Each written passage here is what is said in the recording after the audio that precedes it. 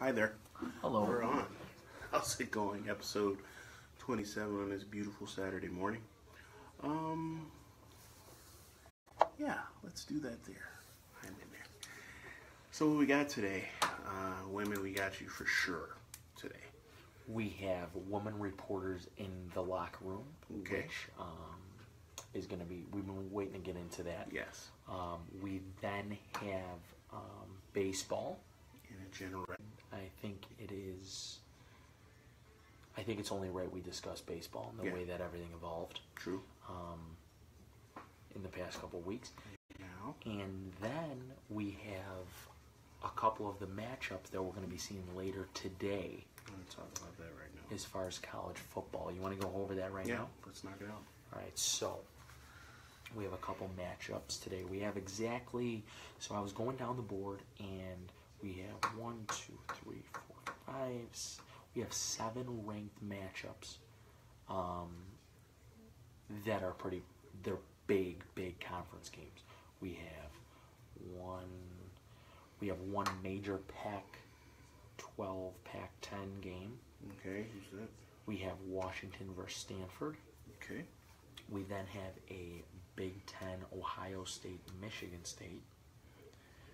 We then have a Georgia, Auburn, SEC. We have an Oklahoma State, Iowa State. That is the Big 12. We then have Alabama, Mississippi State in the SEC. Always huge. Huge game. We have a TCU, Oklahoma, Big 12 matchup, major matchup. And then we have a Notre Dame, Miami Catholics versus the Convicts in South Beach. Yeah.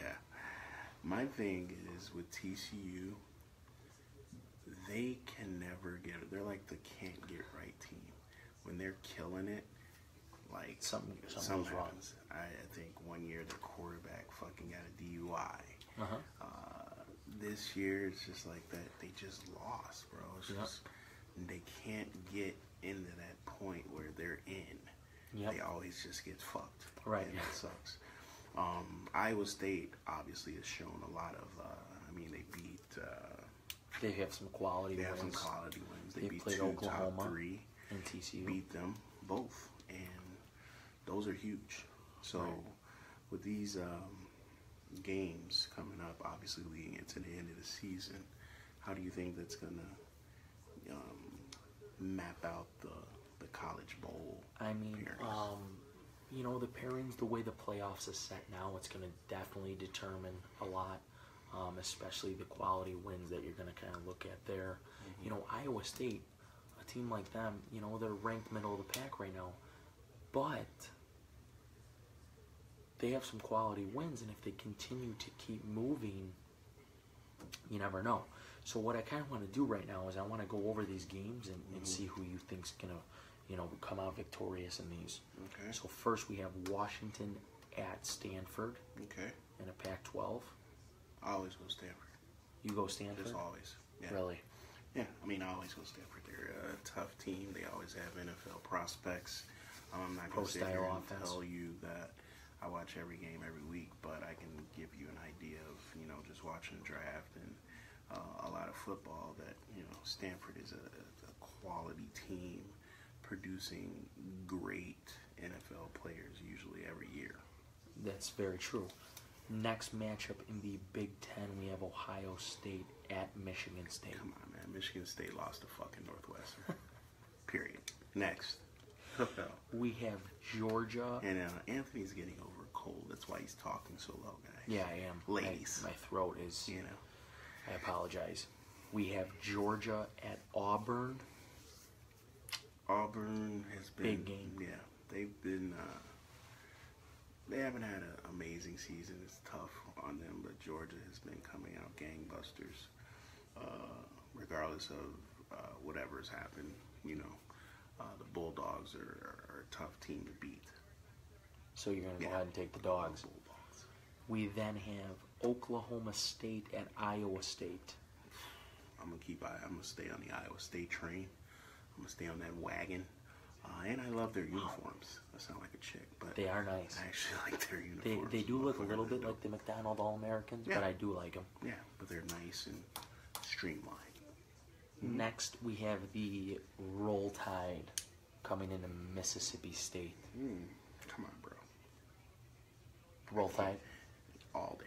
You got to roll against Bam. You got to Roll Tide. Then we have TCU coming into Oklahoma. That is going to be a tough game to call. TCU plays like they did earlier in the season. I think they have a very good chance to. I mean, this might be the game that gets them back in the talk because they were undefeated prior to the Iowa State game. Right. So beating Oklahoma won't hurt their chances at all. And then last but not least, like an analyst. The most anticipated matchup, my friend. We have Notre Dame against Miami in Miami. Since I was a kid, everybody wants Notre Dame to get to the promised land. And nothing's changed this year. I've always been a Notre Dame fan, regardless of their opponent. And I'm going to stick with them. It just seems like Notre Dame gets shoved down everybody's throat for a reason because it's ND. And we're going to roll with them as I always do. Awesome. Yeah. Awesome. Now, I'm going to go ahead and take Washington over Stanford. All right. I think Jake Browning is the most promising. He could be the most promising NFL next-level quarterback. Really? Yep. Yeah, Washington's quarterback. I like the way he plays. I like the offense that he's in right now, much like a lot of the pro style mixed with a spread type offense. I think he has good composure and accuracy is on point. Next game, I'm going to take Ohio State over Michigan State. As you said, I think it's just too much there. Ohio State currently second in points per game and second in yards per game as well. So just too much for Urban Michigan Meyer just State. has a machine every year. An absolute machine. Next, I'm going to take Georgia at Auburn. I'm going to take the run game of Nick Chubb, who is a proven, consistent, dominant running back at the collegiate level, even battling injury. He's great. Next, I'm actually going to take Oklahoma State at Iowa State. I'm going to take Oklahoma State, another top prospect at the quarterback position, Mason Rudolph. He's throwing for over 350 a game. I do realize it's an air raid offense. However, I do think they have the upper hand in that game. But there is no disrespect to Iowa State. As we mentioned, they have two quality wins against Oklahoma and TCU. However, I like Oklahoma State in that matchup. Next, I will take Bama over Mississippi State. Bama coming in 7th in points per game. No surprise there. And, of course, 10th in the running game.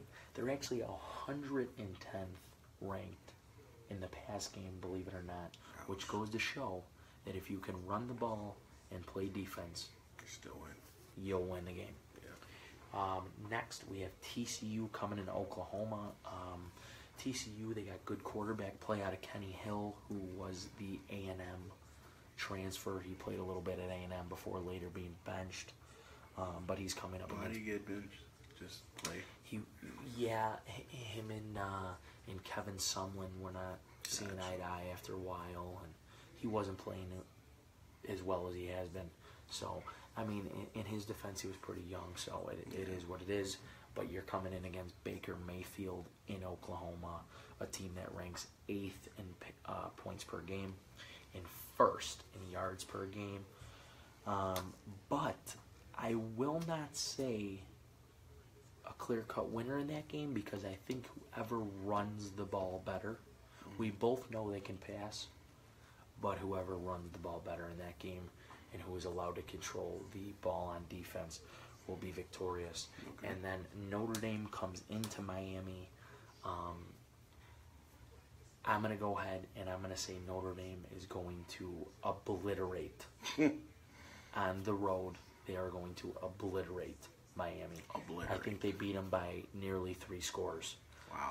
Anywhere from 17 to 20. I'll say 14 to 21 points. That's huge. Josh Adams, to me, he is the second coming of an Eric Dickerson. 6'2" running back, 230 pounds, averaging 147 yards on the ground per game. Wow. Which is, I'm not taking anything away from Saquon Barkley. He is a clear-cut Heisman right now, but this guy, Josh Adams, is not getting the credit he deserves. They've been playing some pretty good opponents. Very good opponents. They're going to be coming in against Miami, and this guy can run the ball, and I'm curious to see what he's going to do in a big game like this. So I'm going to go ahead and take Notre Dame on the road.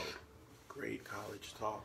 And these games are obviously today, so you guys let us know what you think moving forward. But that's huge because these are the teams that are going to produce the NFL's next, especially for us with the Bears. So let's move along. What we have next? We have baseball. We haven't talked about baseball since our beloved. They had been knocked out. Yeah, they got knocked out. Vinny P hasn't been here. He'll be here to give us some stuff. Synopsis. I'm sure he has to weigh in on the White Sox. Yeah. So, what's your take on next year? What do you think we have to do? I think the Cubs definitely. Yeah, the Cubs definitely have to find the identity of their leadoff hitter. I mean, in my personal opinion, I think that Albert Almora should have been the leadoff hitter the entire season. I also think that he should have been worked in the lineup quite a bit. I also, some may disagree, but I feel like Kyle Schwarber's days in Chicago as a Cub are now done. I also think that what the Cubs need to do is they need to go out and immediately find starting and middle relief pitching. Yes. We need at least two, right? For sure. At least two starters? Yes. Yeah. I'd say we need at least two starters. Because Arrieta's not. I would not recommend signing Arrieta because I think the contract expectations are going to be pretty high. I mean, he let us know last year that they were going to be high. So. Right. John Lackey, who was a starter this year, is now done. So essentially, right now, going into next season, I think the only three guys that you can be safe with are John Lester, Quintana, and the Professor. But other than that, I think that we're going to be struggling there unless we go out and make a move, which we, in Theo, we trust. So you think we have to, I mean, obviously we have to. Do we have any, I mean, we pretty much depleted our system with a prospect that can come up. That's not happening. I think you're going to see a lot more of Eddie Butler next year. I think... the guy with the basketball name. Yeah. Okay. He did have a rough couple outings this year, but he was prematurely brought up. Mm-hmm. When we dealt with some injury, his name was called. He wasn't ready. Is anybody coming out free agency? Because usually it's like some big names that, you know, this guy's going to be free agent. I don't think this is going to be. I don't think this is going to be a very strong free agency. Yeah, because all I keep hearing is Bryce, right, and Giancarlo, and then that's next year. Yeah, right. So, which will be huge to see where those guys land. But the bottom line is this: is that we need to focus on the pitching at hand. If you notice, both teams that took part in the World Series had great middle relief. The starting pitching was... Here's the thing about this World Series that made it unique. When you look at it, you have two starters on each team, but you have those other three guys that really, really, really stepped up big. Mm-hmm. Not big names, but when they were called, they pitched. And that was the major issue with the Dodgers, is that Yu Darvish's name was called twice in the World Series. He had two terrible outings, and because of that... Oh, he's a free agent, I think. No? I think he is a free agent, and I would not... No. I'm not interested. But he had two rough outings in a 7-game series, and that'll do it. Yeah. You know? So, whereas Morton pitched for the Stros twice, and that, as his name is not a big name, he stepped up to the plate in both occasions and that was the difference maker in my opinion because the Dodgers actually went in with the best closer in the league, so and a way better bullpen. So it is what it is. You just never know.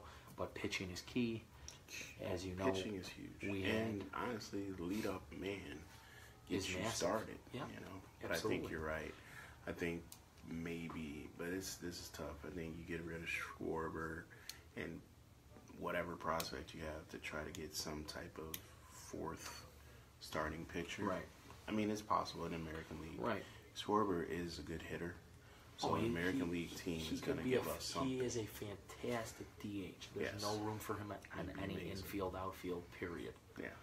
I mean, you probably can't go to the well again and take someone from the White Sox, but somebody I'm sure the Yankees have someone to offer. You know. All right, absolutely. They would love Schwarber. And, you know. And like I said, really, you need to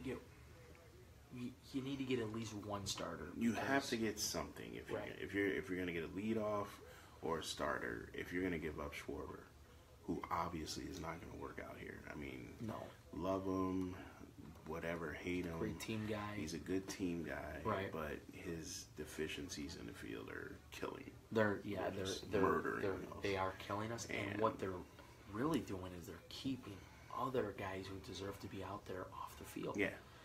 Like Almora. Almora, even to go as far as John Jay. Yeah. John Jay is a career 290 hitter. Wow. He hit 280 something for the Cubs this year as a non-everyday starter. He was a fantastic player. He's great in the outfield. And where is he? Half the games he's on the bench for a guy who was batting 130. That was in for the majority of the season. Bro. He got his BA up to 211 after the minors. And his outfield display was nothing short of despicable. What's wrong with my glove? Oh, you didn't. Oh, that was the glove. He did the Carlos Boozer. I know. Come on, Schwarbs. So yeah, I mean, his time's up. In Theo we trust. I'm sure we'll have the team ready. I mean, we revamped the entire coaching staff. Right. It's which was that was gangster as fuck. So we as a team are not playing. We're not here to go to fucking 3, 4, 5 NLCSs. No. We're here to win. Like, you gotta be there at least. You have to go. And you made a great point with the leadoff position. I mean, look at the team who won it all. George Springer set a record. He hit 6 leadoff home runs in the playoffs, in the World Series. Just that's how much I was watching that. So I was so pissed. Just in the World. That's sick. This guy leads off Game 7 with a double, and then he goes ahead and hits a bomb, a 2-run shot, which puts the game out of reach. Congratulations to Carlos Correa, by the way, at the end of last week, for his marriage after the game. Fiance. All right, so we're gonna give the Gumball ladies. like rock. Yeah, we're gonna give the ladies 10 minutes or more, however far we go. Yeah. So with the topic at hand, I'm gonna explain it, and then we're gonna discuss. My thing is this: Anthony and I, we have media credentials at the Chicago Bulls place of business, which is the United Center. For you guys that don't know, when you're media, you get a credential. It's the thing you see on your, they wrap around your chest, and literally you can walk around anywhere as long as you have it and show it to security or whoever, even the ushers if you want to go upstairs, see your friend, whatever. So, long story short, after the game, there's media availability for the opposing coach outside of their locker room. Freddie comes in to talk to us in the press room, and then right after that, you usually go over to the Bulls locker room. They don't open the locker room up until all of the players are in there, and maybe right before or during the showers. It's during, yeah. So when you go in there, the majority of the players are either coming out of the shower, which is in a towel, or going to the shower. The only ones that are dressed are people like Nika.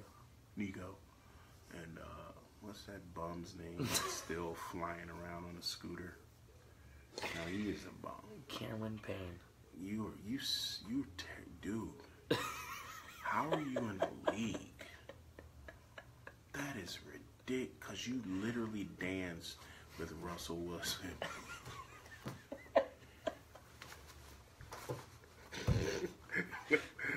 He's been on the updated Razor scooter, dude, ever since. He's been on that since media day, and I texted this dude, lost a lot of freaking street cred for Zach LaVine, because after the Spurs game a few weeks ago, he was leaving with dude on his scooter.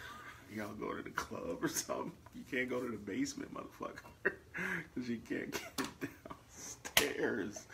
But how is he in the league, first and foremost? But anyway, let me get back to the subject. Sorry, ladies. So you go in, and these dudes are like walking around either in a towel, whatever the case. So long story short, my thing is, whether you're a male or a female, as long as you have a credential, you can go in there. I personally believe it's bullshit that these gentlemen have to be pretty much paraded around like animals, so to speak, with their, they're literally getting dressed. And these women, I've seen it. I've seen women go in there literally just to look. They haven't asked any questions. Some of them don't even have a freaking recorder. They're just in there and they're just staring. Now there are women that actually, that's exactly how they look. There are women that actually are in there, but those are the main ones. Those are the NBC Sports, sometime ESPN. I have nothing against women in media whatsoever. I'm not Cam There's some Newton. awesome ones. Doris Burke is amazing. Rachel Nichols is awesome. But even them, I think it's gender bias, and I think it's a double standard, because you know what? Me and him can't go in the WNBA locker room when the chicks are getting dressed. Why not? Because they got titties? Because the guys got dicks. I'm sorry, penises and vaginas. What's the difference between us going into the Chicago Sky locker room and the ladies are able to go into the Bulls locker room? I remember to this day, back when Gary Payton was playing. He's playing for the Heat, so it's late in the career. I think this is the year they won.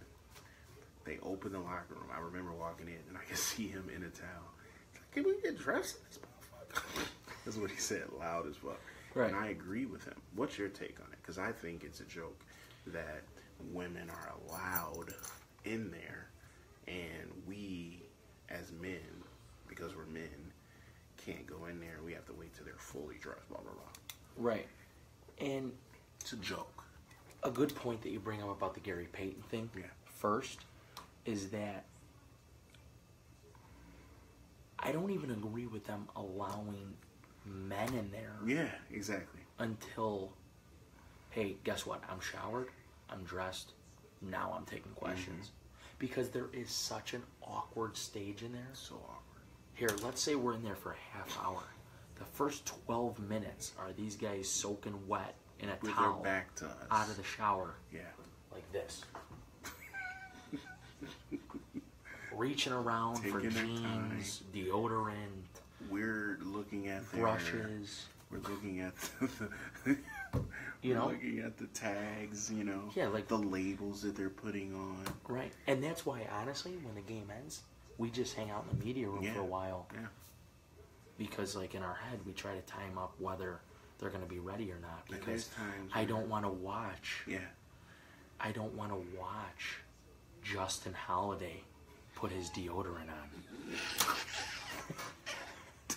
I don't want to watch him put his Mitchum on. Right. When I get, like, what is that doing for me? Right. And if you look, most of the guys are doing their interviews with a towel on. Yeah. And the other thing is, the guys who know that they're not good, they stand in the towel for an hour. Yeah. Because they know no one's coming up. And then, I don't know if you guys seen an interview I did a while back. I did one of my first ones. We we were with Jimmy Butler, and in the middle of the interview, he's talking, he's answering a question, he turns around, he grabs a stick of deodorant, and he throws it across the locker room. Yep. And you know why he does that? Because Jerry and Grant was at DNP that night, and he sat in the shower for an hour. Why, I don't know. While Jimmy dropped 50, everyone stood around his locker, and right next to him, you got a guy half naked asking for deodorant. While a woman is standing right there. But we can't. So women, like, why do you believe, and I'm sure we're going to have some women comment with a dumbass statement stating why they think it's right, and it's chauvinistic for us to believe that they're not. No, because we can't go in a WNBA locker room while they got their floppies everywhere in a towel and whatever. Not that they're interested anyway. Right. But like he said, it's not right for, I don't even think the guys should come in, like you said. You know, we should wait till the guys are, you know, at least comfortably dressed. But that's the way of this world, man. It's all about, you know, what's right and what's wrong. But they, right in your face, do shit that is so double standard, it's disgusting. And nobody talks about it. But Cam Newton gets fucking demolished for saying something that every fucking man says. Ever. Which is bullshit. That was horrible. I can't... That was and I'm going to tell you another thing that I think is a joke. This world, man, I'm not trying to get, this has nothing to do with politics, but this world is pussified. Because honestly, you know how many fucking times I've used the term inmates run the asylum? I manage. So that's my day job. I manage. Inmates run the asylum. Everybody's so fucking sensitive. If that was a black, if that was a black owner, it probably wouldn't even been said. It wouldn't even touch the screen. Fucking talked about. And it's not a racial thing. That was not a racial thing. It's not racial at all. And somebody was telling me about it, and I was reading it, and all I kept seeing was inmate, inmate. I'm like, please tell me that his statement was not inmate run the asylum, because I'm gonna fucking shoot somebody. I'm not a person that does not, or do you think I'm a person that doesn't identify with black? No. Exactly. So, not at all. I know I'm black, but this way of America, of every fucking little thing that everybody says, is getting fucking annoying. I grew up where you say what the hell is on your mind. Well, people keep forgetting, and this is what I talk about, the women with the double standard. Everybody has freedom of fucking speech. As long as you're not disrespecting anyone and just out and out being a racial fucking pig. Last time I checked, this motherfucker writes your checks. Okay? Period. And does that mean he could say whatever he wants? No, but inmates run the asylum. Stop, dude. Like, that's bullshit. It's a term. Yeah, it's a term that everyone in a higher position, whether it's management or ownership, has used. Right. Because that is true. I can't let my employees do whatever the fuck they want. Right. They can't run. It's a statement. It's a fucking statement that everybody's using. It's very annoying, so I'm going to calm down. But like I was saying about women, no, your asses shouldn't be in a fucking locker room until these dudes are dressed, because it's not fair. Period. Right.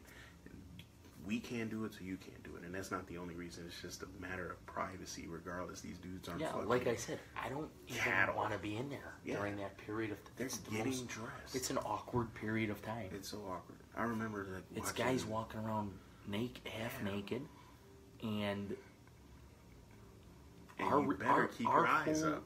Our whole reason to be in there is to approach them and ask questions. Because in the playoffs, I'm not approaching anyone who's damp out of the shower, undressed, moist out of the shower, still has his hair dripping. Right. You know, he's dripping water everywhere. Come on, have some respect. We should get to the point where the NBA says something. I just think it's a joke that it's not ever been talked about, and I always talk about it. And I'll be like, there is going to be a player eventually, sooner or later, who says, I don't feel comfortable with this. And he should. And, no one's coming in here until I'm dressed. A woman would in a second. So, women, please comment, say whatever you'd like, because we're going to respond. We'd actually like to hear. We'd love to hear from you. How, with the justification of this, and yeah, please come with a justification, because I'm going to come right back and get you some more. But we would appreciate all your comments, because we respect you guys, love you guys, and always remember, subscribe to our podcast on iTunes. And if you have an Android phone, go to Spreaker, because our podcast is pretty good from what I hear. We've been getting a lot of feedback, which we appreciate. It wouldn't be possible without any of you guys. None of you. But I mean, what we do here, we do take serious. Yes. And we're trying to get to the next level, just as many of you as you are. And we can't do that without you. Right. And whatever craft you may be in, you can't do that without a lot of support. So we appreciate that. Keep supporting. We'll see you guys soon. I think we're gonna have in the penalty box next episode. We're actually bring some more people in. We're gonna bring a Laker fan of mine. So we got a lot coming up for you guys. We won't go more in depth, but we'll see you soon for Anthony and Stina, ECSports.